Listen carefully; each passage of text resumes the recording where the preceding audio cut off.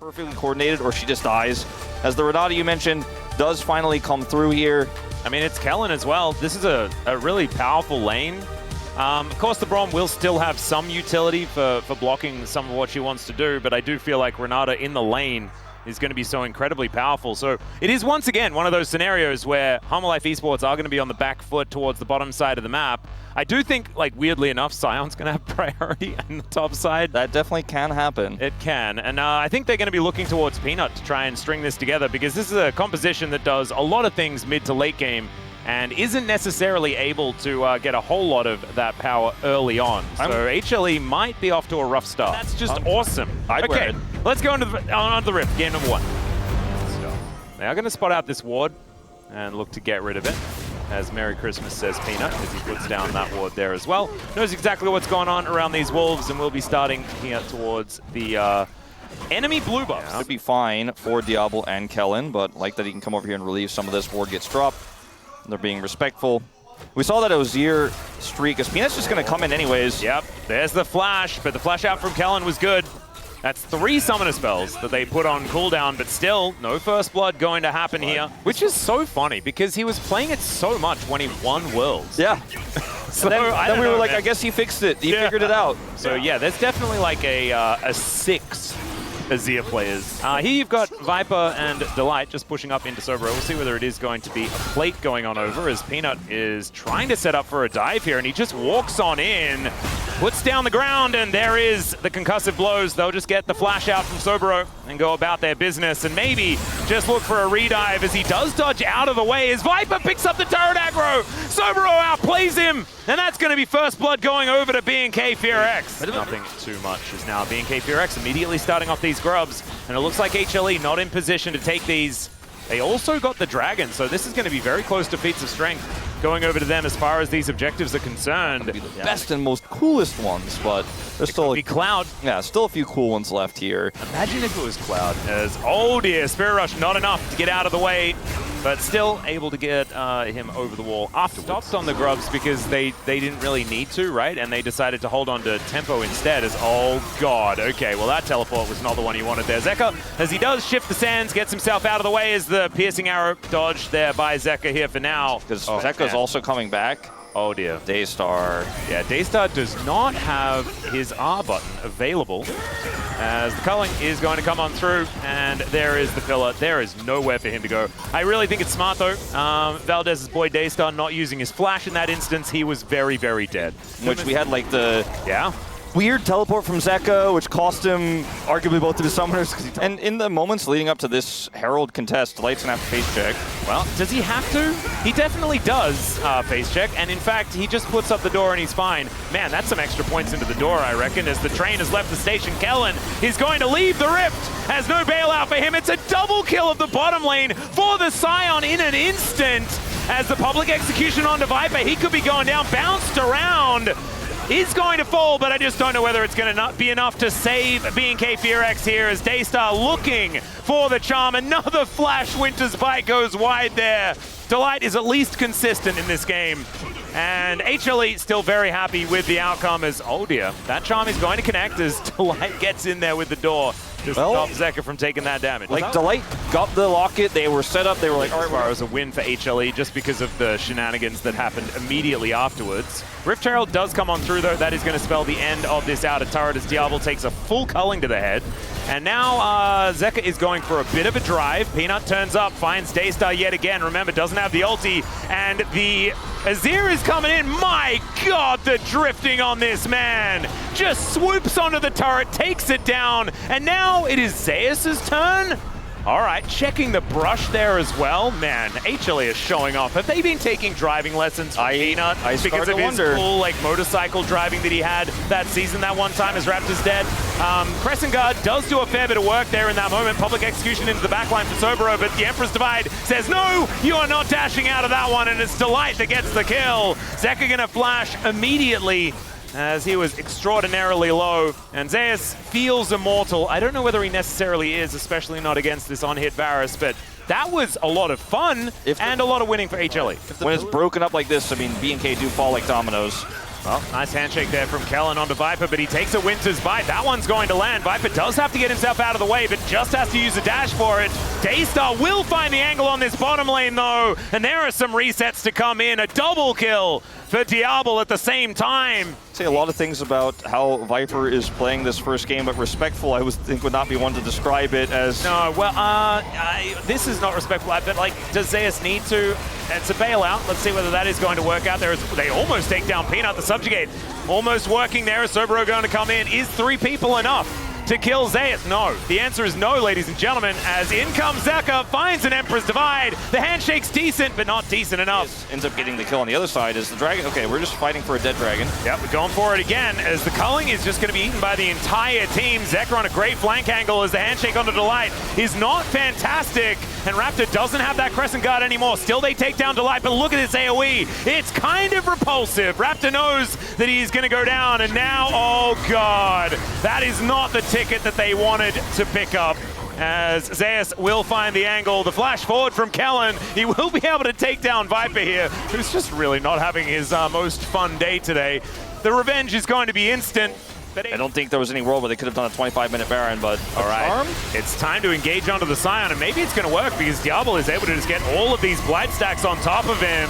Hostile Takeover doesn't do too much, but it does enough. So Zeus going to start this fight off dead, and HLE in this 4v5 not going to be feeling too good about it. It could be a Baron angle here for BNK FearX. He used so much though, and they still have to stick to the Baron, and Daystar's cut off. I don't know about this. Sobro's got a nice angle. Oh god, this is that minute later that we were talking about before. He does actually have enough CDR to get that ulti back again, as Public Execution, once again, it is magnetized to Viper. Unfortunately this time, they were not distracted. They just turn and they burn him down. Raptor now in trouble, as Zeka will find the combo this time. It's a double kill, as Viper's going to take the next one. That is 2 pair for now. Will they be able to find the full house with Daystar turning up, as the door is going to block? The Ardent Blaze comes in. We just need a cute little dash, and that was a gorgeous pillar of filth there, Peanut. Beautifully done, and there it is. That's the full house, even if it isn't necessarily official. Remember that story I told about Ambessa ulting onto the Lucian and then getting ulted by Peanut and then disappearing? Yeah. That was a theoretical world where that could have happened, and then it happened in reality there for Sobro in that last fight. And it happened as you predicted. You know, sometimes the lab experiments in real life are kind of similar. As Nexus Turret number 2 going to be going down here, as BNK FearX desperately trying to defend, but I don't think it's going to be enough. Viper is just dashing around, trying to get a couple of extra kills, but the Nexus will explode, and HLE will take the win. Fighting for Dragon, that really gave all that control back to Hanwha Life. Yep, it was very confusing, and I think you coined it when you said Legend versus Rise. And that's what we're witnessing here today. Feels so similar to Genji versus Bro yesterday, right? Where see a Shin lock into over-index into that Gwen side lane pressure. I do think Hanwha Life Esports will be looking for the grubs in this one. This is a rounding out of this draft that looks absolutely gorgeous. As far as like dive comps are concerned, that is exactly what you want to be putting together. The classic Kai'Sa versus Xayah is going to be the response here.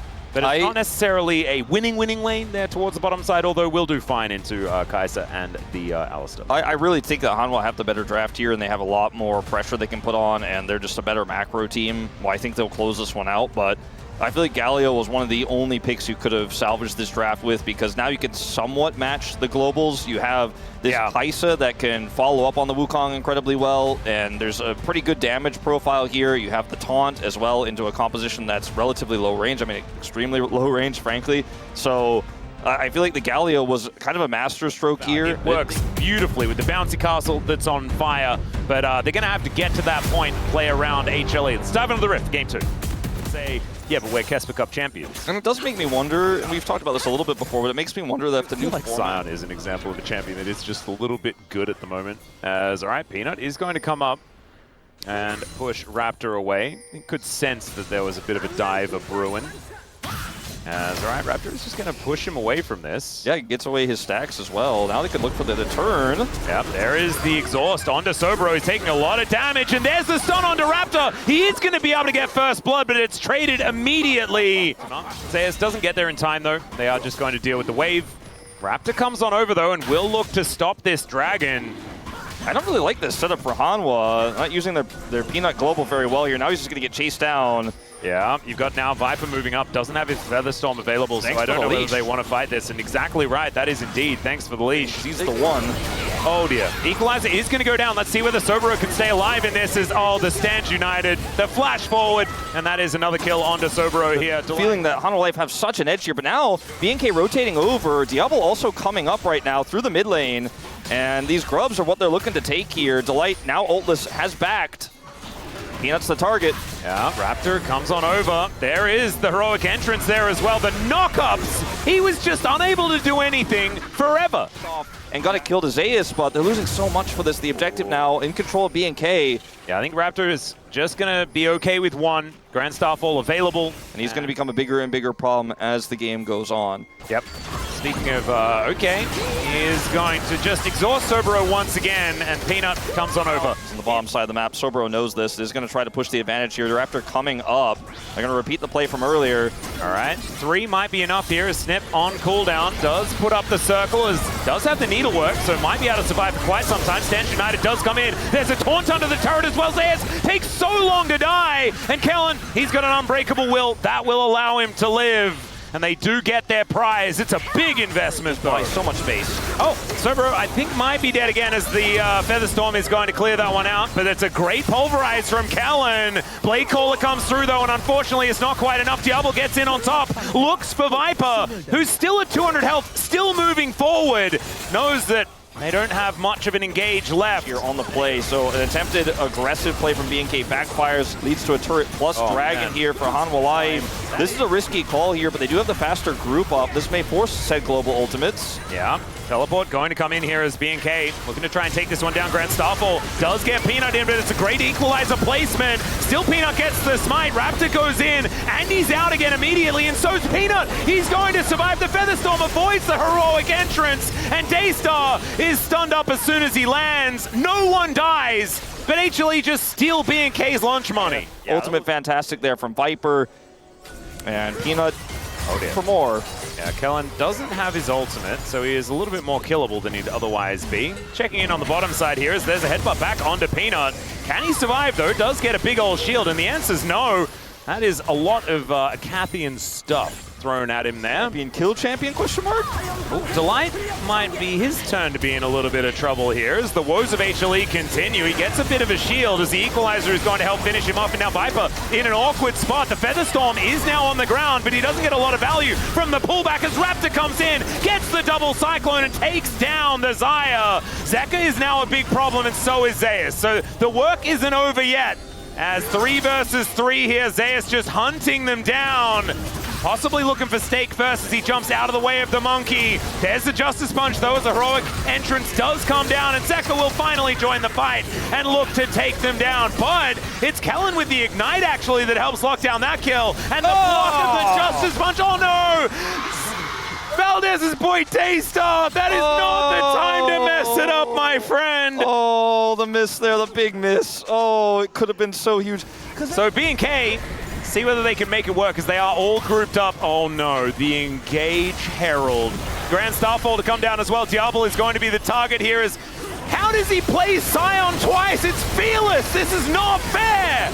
And Zeus is not even the one that's helping lock down these kills. Daystar is already dead. Raptor goes down as well. And BNK Fearex, I guess they had one good fight in him. And now it is all kind of done and dusted, as that one looked like they had run out of that said fight completely. Well, that's a creative way to flank with Gwen. We've seen a new tech. Oh, he wasn't playing Scion again. Oh, yeah. Okay. All right, good. Well, at least he's not doing something illegal. One of the trickiest things about playing Gwen oftentimes is because you're melee, you're trying to get on top of those targets, but you kind of have to run at them with your scissors, but you have to then push away and deal with the Herald. We fighting again. Doing it again. Yeah, Diablo actually getting some decent damage onto Peanut here. Lands the Void Seeker. Does not decide to go in. And I'm pretty happy that that did happen. That would have been an overextension. So he's in the side lane, it's illegal. Yes, he's not allowed to be there. Viper is going to walk down the red carpet, but that's only because he's a famous guy. Never mind, he's actually a dead guy. As he does pull back some feathers, does manage to do a fair bit of damage there to Diablo, as now Peanut is in a lot of trouble. In goes Delight with the Stance United, but the heroic entrance is there to answer, and Zeus has found Diablo in the backline. Snip, snip goes the Gwen, and he's looking to take him down. The needlework is beautiful. He's crocheting them in the backline, as Kellen also going to be falling down. There's the Shadow Dash from Delight. The level advantages are kind of absurd. Delight now level 11.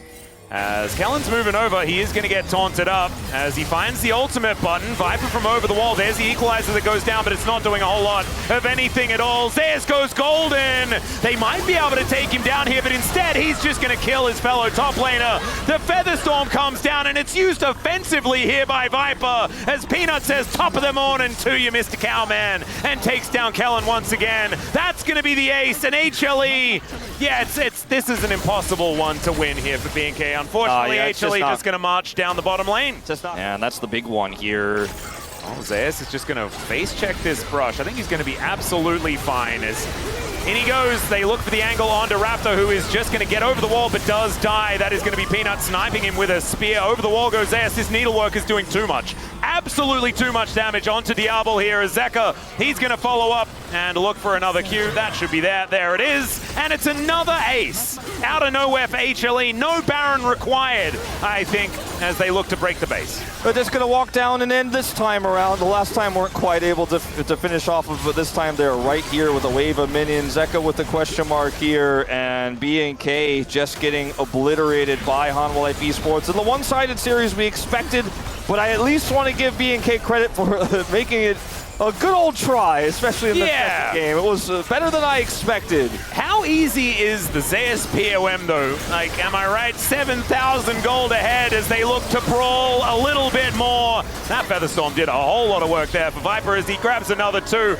12, 2, and 11. I think that some of the moments there for BNK, especially that top side fight where Daystar almost had his moment, right? Got blocked there, sees every possible angle, doesn't make himself vulnerable. A lot of Zayas play like, well, I have my ult, I can stand anywhere. Viper plays like he doesn't have his ult. And yeah, or he also like looks for the ways to use the ultimate aggressively because he zoned 3 people with it around a Baron fight. Zeus is obviously going to get POM. Like that was the most obvious thing ever. 700 points now for the Lord of Lightning. And understandably so, 12, 2, and 11 on this Gwen that was targeted in the early game. Everybody had a good series, but his points of the series were just the strongest. Like, thank you very much, guys. This is Dear for the POM in every translation, joined by Zeus on the side of Hanwha Life Esports. You're able to finish off strong with a victory at the very end of round 2 and reach 700 POM points. How do you feel? No, every time you get POM, you know, I know that it's really hard to get a POM, so I feel like I'm pretty proud of myself for securing another POM today. And today was the last match of round 2 for you, meaning it was the last checkpoint before Road to MSI. So what did you try to focus on today? You know, for Road to MSI, I think we have a lot of time to prepare. There will be 2 different patches. And I think whichever team does a lot of practice and is prepared will do the best. I think you just have to make sure that you build up those wins and those end up contributing in the end to those qualifiers. It's a Zeus fighting. So what are your thoughts? Actually, I just saw it, and I actually saw it earlier before the match started, and I feel like those fans, they have such great synergy and teamwork. You know, Hana seems to be very good at maximizing every advantage when the opponent makes a mistake. So, is it someone that's really good at catching these necessary steps? No, I think just whichever moment a player is able to spot these opportunities will make the call. So it really depends. And when it comes to you, Zeus, we instantly think of carry champs.